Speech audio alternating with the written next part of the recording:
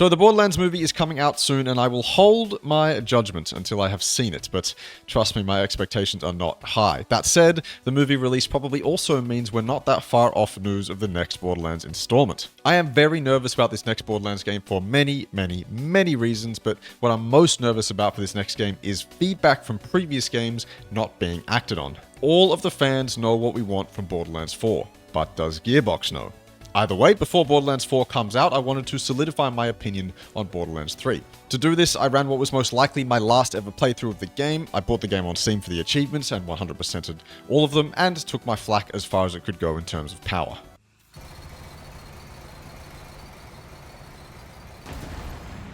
This video is broken down into what I believe are the three core parts of a Borderlands game: the story, writing, and characters, the moment-to-moment gameplay, and the looter-shooter element, and everything that encompasses. Now, I am looking to end this video on a positive note, so with that in mind, let's start with the story, writing, and characters.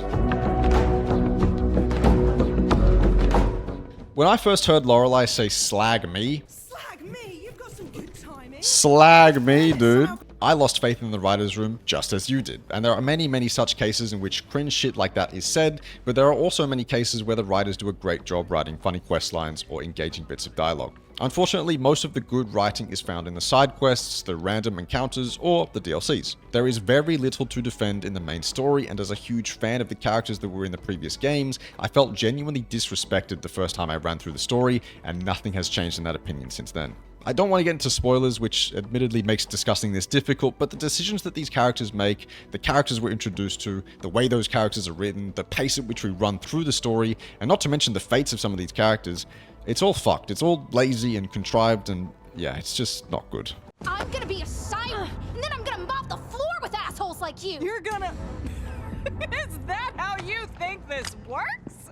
What sucks the most is that there is abundant room for good character relationships or development to happen, but none of it does. And then when the story does try to ground itself or have an emotional or impactful beat, it's not earned. Just imagine a world where the Maya and Ava relationship was given time to grow. Even though Ava is a terribly written character, that relationship could have been something special. On the topic of Ava, her character and many of the writing choices in this game feel as if the writers were writing for an audience that just doesn't exist. There is crazy, wacky, and fun, and then there's cringe, cliche, and obnoxious. This game feels like it was written by people in their late 30s or early 40s, desperate to connect with the younger generations, but not having a clue as to what those generations actually enjoy. It doesn't help that this often vulgar and crass universe has an aversion to just fucking swearing, or respecting adult themes in any way at all. It makes the game feel so childish at some points. Slag me! For a first-time playthrough as well, the story is going to feel all sorts of disconnected and contrived. The game exhausts mission after mission, introducing you to new and old characters and spends no time integrating them meaningfully in the story. And then there's the villains. Holy fuck, I mean, it's like they took the crazy, psychopathic aspect of Handsome Jack, cranked it up to cringe, and then didn't do anything well enough to ground the villains to make them actually scary, which was one of the reasons Jack worked so well in the first place. Personally, I think they backed themselves into a corner having the Calypso twins be megalomaniacal streamers, but it could have been done if they understood the difference between wanting to kill Jack because he's a cruel, evil psycho, and wanting to kill the Calypso twins because they're just fucking annoying. The truly evil, divorced from reality Jack that we see 10 to 15% of the time is terrifying, because those moments are earned. Tyreen killing another random bandit doesn't hit nearly as hard as Jack asking for the reason Helena Pierce's face is all messed up in that echolog at the start of Borderlands 2, and then shooting her with no mercy before asking Wilhelm to kill these savages. Understood! Personally, I think the Borderlands franchise exists in a world where the characters we get to know matter, and aren't just quest givers with surface level stories. I also think it should continue to give us that hallmark Borderlands chaos and absurdity. Most importantly to me though, in the past, Borderlands has established how and where to deliver its emotional moments, and there's no excuse why the next iterations of Borderlands can't invest us in some really dark shit, even if it's just 10% of the time. That's where I think Borderlands writing is at its best, when it takes you out of the clusterfuck that is Pandora and makes you feel real emotion for the characters that you love. Unfortunately, it seems that while writing Borderlands 3, they got lost in the craziness of it all and forgot how human the franchise can actually be.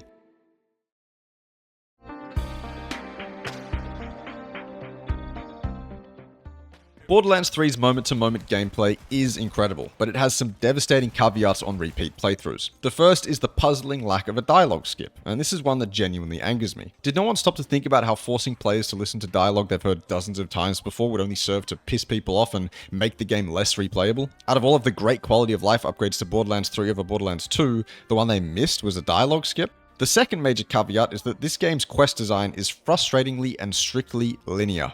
What I mean by that is that you cannot get ahead of quest objectives. You just can't. The game won't even let you open a fucking door sometimes before the NPC has finished their dialogue. Every quest objective is locked behind waiting for the previous one to be completed, even if it's something super simple or easy to achieve. The game will not let you break NPC dialogue to pick up a quest item or do anything else that progresses the quest. You must wait until that NPC has finished their dialogue.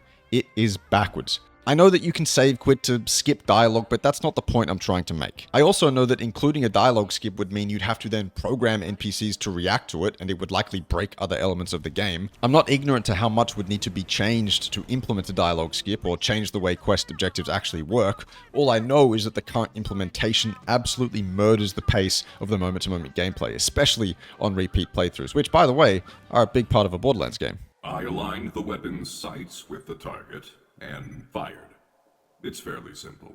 To me, this is a clear-cut example of where Gearbox has succeeded monumentally on one end of the spectrum and failed miserably on the other end. On one end, it is a joy to experience modern movement abilities in a Borderlands game. It is a joy to experience the refreshing gunplay offered by Borderlands 3. Weapons in this game have weight. They sound meaty, the effects are stellar, the overall combat experience is pretty fucking phenomenal. Map to map, planet to planet, area to area, murdering bosses, bandits, wildlife, and all sorts of enemies for dedicated drops or otherwise.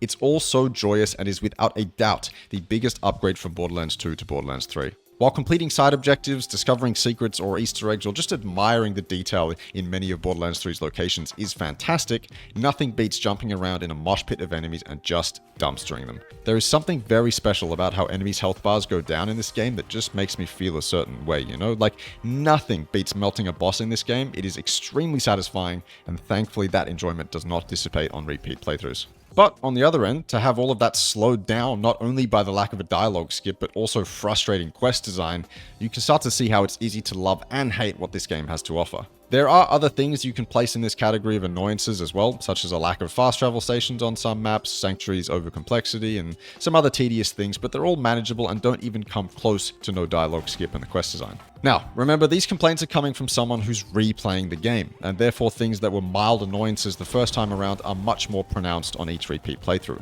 All of that said, though, there's a rhythm that you get into in games like this that is incredibly addicting. It's similar to the Bethesda loop that traps you in a flow state as you explore and progress.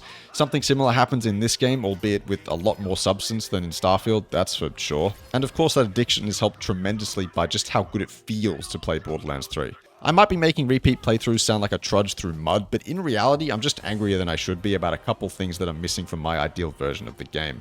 I loved this playthrough. Even if I'm ignoring most of the dialogue and waiting around sometimes, action and purpose are never far away, and thankfully, Borderlands 3's quests, while tedious, put a lot of action in front of you.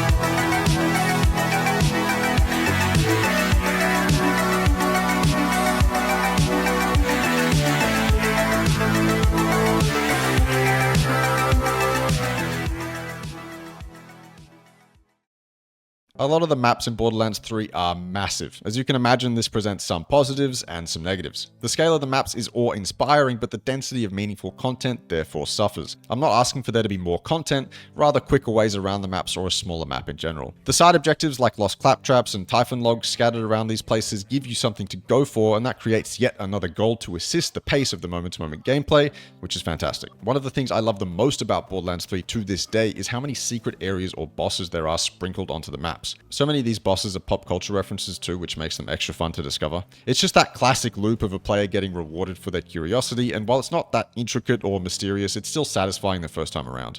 I'm not sure what kind of map design they're planning for Borderlands 4, but if they went open world with it, I certainly wouldn't be mad. I've always thought that the core loop of a Borderlands game would fit fantastically in so many different genres, and open world is one of them. If this was the direction they wanted to go, then I think there's some valuable lessons to be learned from the way that area design and traversal are handled in Borderlands 3. When I first played Borderlands 3, I really disliked the map design, but I've grown to enjoy it much more over the years, and I think the gearbox has all sorts of pros and cons to extract from it. So look, despite my earlier complaints, it's still very enjoyable to play through the game again and again, and that's all due to the rock-solid gunplay and movement, the moment-to-moment gameplay, and some motivating looter-shooter mechanics. As sad as it is, there's a sense of catharsis that comes with completely letting go of all of the narrative content and focusing solely on the best part of Borderlands to me, the looter-shooter. There's always been two parts to a Borderlands game to me. The first playthrough where we enjoy the story, the characters, and the craziness of it all, and then the second playthrough, where the gear grind and min-maxing begins. This is where I believe the pace is at odds with itself. The first time the main villain asks you to off yourself, it's funny. I will pay you to. The second time around, it's just another vessel for XP. These are stark differences, and I don't envy Gearbox for having to balance both experiences. This is why I was so passionate about the dialogue skip, because the second time around, I could care less about the story. I just want to max out a character and get more powerful. It's also why Borderlands 3 on release was so disappointing. The game showered you with legendaries and had very little endgame content. Years on, however, Gearbox have delivered on the 4 main DLCs and also released the Designer's Cut and Director's Cut DLCs. The 4 main DLCs themselves add countless new main bosses, mini-bosses, weapons, and gear, and the Designers and Director's Cuts added arms race mode, some new quests, and an additional skill tree for each Vault Hunter. Then they went and added 2 free takedowns, which act as longer form endgame raids designed for 4 players. You also still have multiple round-based arenas to fight through, and the 6 Iridian Proving Grounds. With all of that and more, Borderlands 3's endgame content is now far more substantial than I ever imagined, and that matters because for so many Borderlands players, the most time they'll spend in a Borderlands game is in the endgame. When the story is all said and done, the real game begins. While, as I mentioned, both sides of the game are at odds with one another throughout your looter-shooter journey, Borderlands 3 still manages to satiate my deepest desires of needing to grind for gear, and it still provides me with all the dopamine I need to feel accomplished and feel like I'm getting stronger. Whether I'm retreading my steps to fight a boss I've already killed to farm its dedicated drop, or discovering an entirely new boss to farm, I have fun doing it all. But it's not all perfect, and I think the most obvious place to start is with the way Borderlands 3 treats loot rarity. I am going to charge through these next few sections, so hold on for a moment. You'll discover pretty early on that grey, green, blue, and purple weapons simply don't fucking matter, barring a few of them. There is an abundance of legendary weapons and gear, and the drop rate for these pieces of gear is far too high in my opinion. I do admire Gearbox's intent when creating these legendaries. They really wanted to have a shitload of unique legendaries with a bunch of unique effects scattered across the base game and DLCs, and in that regard they succeeded in spades, but it also created other problems. Now, I've gone back and forth on solutions to this, but the problems don't start and end with the drop rates. In my perfect world, legendary drop rates are decreased with easier traversal to bosses made possible, and legendaries then become the second highest rarity in the game after they bring back pearlescence. This allows Gearbox the creative freedom to show off their arsenal of cool legendaries while still having a tier above them that excites you when it drops. This may not solve the other tier's usefulness, but would still solve one half of the puzzle for me personally. Despite my desire for a more balanced loot system in Borderlands 3, gold rolls are still a thing to grind for, dedicated drops will require a little bit of grinding, and a large part of your endgame grind will consist of exploring the entire game's wall of content to collect the gear required for your perfect build. Every time I have played through the endgame in Borderlands 3, I have seriously enjoyed this part, and the same goes for the game's progression systems. Progression systems shouldn't need to be covered for too long, as I really like what Borderlands 3 has to offer. As long as I'm progressing something other than my main character's level after it's hit max, I'm happy. Luckily, you have both the Guardian rank and the Vault card levels that will still progress through normal XP methods, such as killing enemies, quests, etc. Guardian rank is just a renamed badass rank, rest in peace, and the Vault card was added with the Director's Cut DLC, giving you access to many different rewards. You can use these rewards and the skill points you acquire through your main level to engage in Borderlands 3's extensive buildcraft. Your character has 72 perk points to allocate between the 4 skill trees on each Vault Hunter. Personally, I can't figure out if this number is too generous or not. What I do know is that it allows for some insane builds to come to life on each Vault Hunter. Seriously, there's a lot of different builds you can make. If I recall correctly, in Borderlands 2, by the time you hit OP levels, you were pretty pigeonholed into a few builds, obviously heavily relying on slag as well. That's not the case in Borderlands 3. All of the wacky builds you make will compete with the more traditional builds you make, and they can all handle Mayhem 11. And if that isn't great balancing, then I don't know what is. Borderlands 3 has by far the best buildcraft in the franchise, but maybe one of the weakest endgame scaling options in the franchise. It's called Mayhem. This is Borderlands 3's endgame difficulty modifier. It kinda sucks. The random modifiers on Mayhem 1 through 10 are unenjoyable and overwhelmingly disliked by the community, so everyone just plays on Mayhem 11 with no modifiers. You'll still get the same tier of gear as Mayhem 10, just without the hassle. The modifiers are the first problem with Mayhem levels, the second being the unrewarding climb through them. It's easily abusable and unfortunately lacks the satisfaction that progressing through TVHM and UVHM offered back in Borderlands 2. It's worth noting TVHM's existence in Borderlands 3, but it serves no other purpose than to allow you to replay the game, so it's kind of shitty. Most players will find a way to jump straight to Mayhem 11 and then start progressing through the end game from there. This is an area I wish Gearbox would improve upon with their next iteration, and there are many ways in which they can do that. So, I've spoken briefly about the core parts of the end game. Now what do you actually do? My experience with this playthrough went like this. After finishing the main story, my friend and I charged through as much of the DLCs as we could before we reached level 72. It was at this point where we took a break from the main story and went, okay, what gear do I need for an OP build? Then we took the time to farm those drops to better equip ourselves to deal with Mayhem 11, along with the hardest challenges the game has to offer. For me, this involved grabbing the stack bot from the Handsome Jack DLC, a Hellwalker, a Monarch, and a few other weapons, plus the invaluable Revolter, each of which was farmed from their respective drop locations.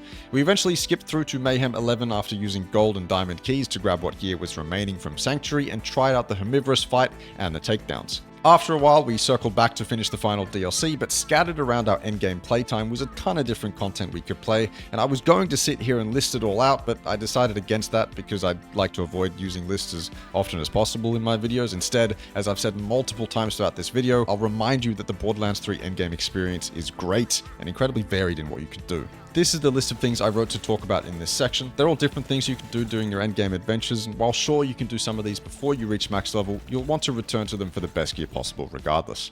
A regular endgame play session might see you testing your build on an easy boss like Grave Ward before going after a specific boss or enemy that drops a gun that you need that suits your build, and then you go into a takedown to test how powerful you really are. After that, you might run an event or a proving grounds or any of the dozens of pieces of content for a god roll weapon. I found Loot Lemon to be a fantastic resource for this kind of thing and highly recommend you check it out. If you're a completionist like me, then the Borderlands 3 100% on Steam is generally enjoyable and on the easier side of 100% to do. There are a few tedious achievements, but nothing that will take you an enormous amount of time to complete. But that's it. Those are all my thoughts on Borderlands 3 and the future the franchise vomited out onto a page for your enjoyment.